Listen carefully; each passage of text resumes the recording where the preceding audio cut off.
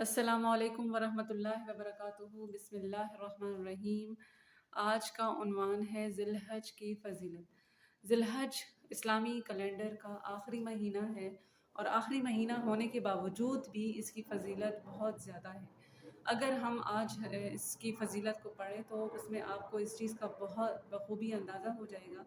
سب سے پہلے تو قرآن مجید کی سورۃ الفجر کی پہلی ہی آیات میں اللہ تعالیٰ نے ذی الحجہ کی 10 دنوں کی قسم کھائی ہے، اور ان دنوں کی اہمیت احادیث میں بھی ہے کہ اس سے زیادہ اہم دن اور کوئی دن نہیں ہے، اور اس سے زیادہ جو اہمیت اور افضل دن اور کوئی دن نہیں ہے۔ یعنی ذی الحج کے مہینے کے پہلا عشرہ جو ہے وہ سب سے اہم ترین اور افضل ترین دن ہے۔ اس کے بعد جو سب سے اہم رکن اسلامی ہے ذی الحج میں وہ ادا کیا جاتا ہے، یعنی حج کی ادائیگی کی جاتی ہے۔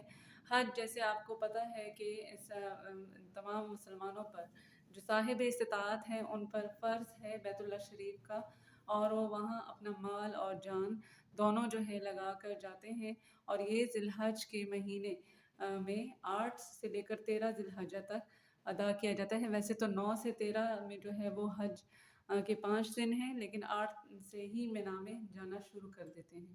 تو اس لیے اس کی اہمیت اور بھی زیادہ ہے کہ سب سے بڑا اور اہم رکن جو حج کی ادائیگی ہے وہ اس مہینے میں ہوتی ہے۔ تیسرا اور سب سے اہم رکن کہ یہ حرمت والا مہینہ ہے۔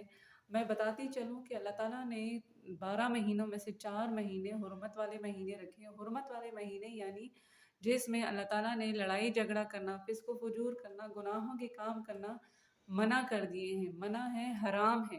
اور یہ 4 مہینے کون کون سے ہیں؟ ذیقعد، ذی الحج، رجب اور محرم۔ اس میں سے سب سے جو ذی الحج ہے وہ بھی حرمت والا مہینہ ہے۔ اس میں لڑائی جھگڑا کرنا، فسق و فجور کرنا منع ہے۔ اس کے علاوہ اس میں زیادہ سے زیادہ نیک اعمال اور اچھے کام کرنے کی بھی تاکید کی گئی ہے۔ اب اس کے علاوہ جو اگر چوتھا دیکھا جائے تو اللہ تعالیٰ نے مسلمانوں کے لیے 2 بہت ہی اہم تہوار مقرر کیے ہیں، وہ ہے عید الاضحیٰ اور عید الفطر۔ تو اس میں اس مہینے میں ایک سب سے اہم تہوار یعنی عید الاضحیٰ بھی منایا جاتا ہے، اور یہ تمام امت مسلمہ جو ہے وہ 10 ذی الحج کو عید الاضحیٰ مناتی ہیں، اور یہ مسلمانوں کا خوشیوں کا دن ہوتا ہے، خوشیاں منانے کا، کھانے پینے کا دن ہوتا ہے۔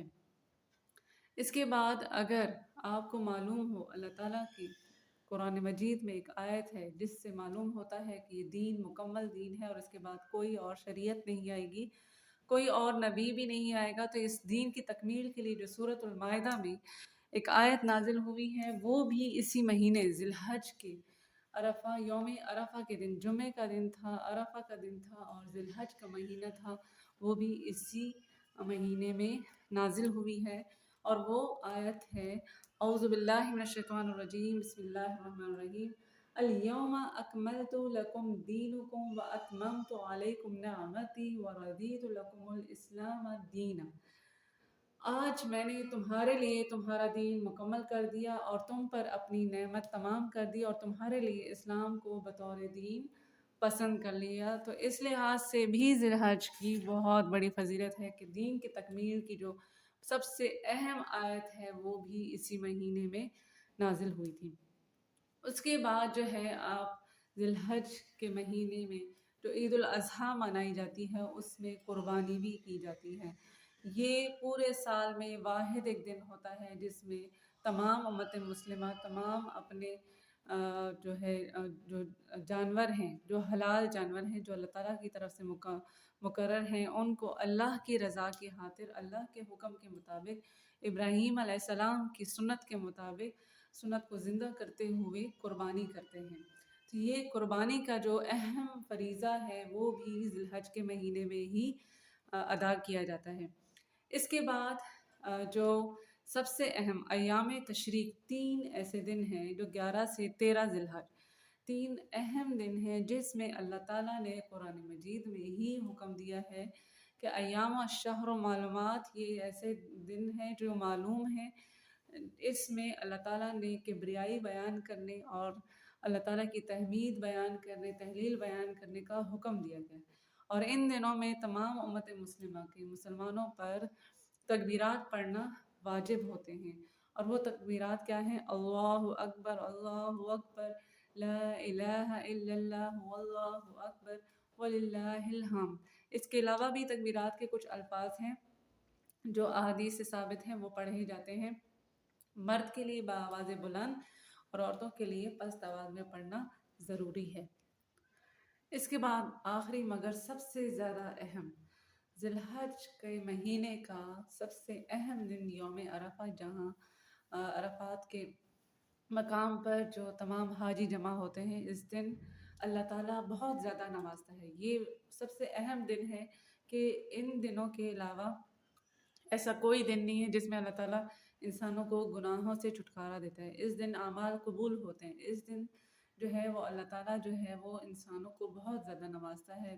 تو یوم عرفہ میں حاجی جو ہے وہ روزہ نہیں رکھتے، وہ حج میں جو ہے وہ بغیر روزے کے وہاں عبادات کرتے ہیں، اور جبکہ باقی امت مسلمہ کے لیے روزہ رکھنا جو ہے وہ سنت سے ثابت ہے۔ رسول پاک صلی اللہ علیہ وسلم جو ہے یوم عرفہ کا روزہ رکھتے تھے، اور اس روزے کی اہمیت یہ ہے کہ یہ پچھلے سال کے اور اگلے سال کے تمام گناہوں کی معافی کا سبب بنتے ہیں۔ تو آئیے ایک دفعہ پھر ریوائز کرتے ہیں کہ دیکھیں قرآن میں جو فضیلت ہے 10 دنوں کی، سورۃ الفجر میں آئی ہے۔ ان 10 دنوں کے اعمال بھی قبول ہوتے ہیں۔ ان 10 دنوں کو بہت خاص اہمیت دینی چاہیے، اس کو بہت خاص طریقے سے جو ہے وہ ادا کرنا چاہیے۔ اس میں روزہ رکھنے کی فضیلت ہے، اس میں قرآن زیادہ سے زیادہ پڑھنے کی، نوافل اور نماز کی طرف پوری توجہ دینے کی، صدقہ دینے کی، اور اس کے علاوہ جو ہے وہ زیادہ سے زیادہ جو ہے دعائیں کرنے کا حکم دیا گیا ہے۔ یعنی ان دنوں کی جو اہمیت ہے، فضیلت ہے، اس سے زیادہ امت مسلمہ کو فائدہ اٹھانے کا حکم دیا گیا ہے، گناہوں سے بچنے کا حکم دیا گیا ہے، اور زیادہ نیک اعمال میں آگے بڑھنے کا حکم دیا گیا ہے۔ پھر حج جو لوگ ادا کرتے ہیں ان کے لیے تو بہت ہی جو ہے باعث بابرکت ہے، لیکن جو لوگ حج ادا نہیں کرتے تو وہ بھی یہاں پر جو ہے وہ تکبیرات پڑھ کر اور اللہ تعالیٰ کی عبادت کر کے حکم کے مطابق ان کا ساتھ دے کر جو ہے وہ اس کار خیر میں یا ثواب میں حصہ حاصل کر سکتے ہیں۔ پھر حرمت والے مہینے کا احترام کرتے ہوئے، اس کا پاس رکھتے ہوئے، حرمت والے مہینے کا جو ہے وہ احترام کرنا جو ہے وہ تمام مسلمانوں پر لازم ہے۔ پھر تہوار کو بہت خوشی سے منانا، کیونکہ اللہ کی طرف سے تہوار ہے ہمارے لیے، تو عید الاضحیٰ منانا یہ بھی بہت ضروری ہے۔ پھر دین کی تکمیل پر اللہ کا شکر گزار ہونا کہ اللہ تعالیٰ نے ہمیں مکمل شریعت عطا کی اور ساتھ میں ہدایت بھی دی۔ پھر قربانی جو ہے وہ خالص اللہ کے لیے کرنا، اور ایام تشریق میں جو ہے وہ تکبیرات پڑھنا اور تکبیرات کا خاص اہتمام کرنا، کیونکہ اللہ کا حکم ہے کہ اس کی کبریائی بیان کی جائے۔ اور پھر یوم عرفہ کا روزہ رکھنا اور اس میں خاص جو ہے وہ اللہ تعالیٰ کی عبادت کرنا، یہ سب جو ہے ذی الحج کی فضیلت جو ہے وہ بیان کرتے ہیں۔ تو اللہ تعالیٰ ہم سب کو توفیق دے کہ ہم ذی الحج کے مہینے کے تمام فضائل سے استفادہ اٹھا سکیں، اور اللہ تعالیٰ ہم سب کو جو ہے وہ حفظ و امان میں رکھے اور ہدایت یافتہ رکھیں۔ آخر دعوانا ان الحمد للہ رب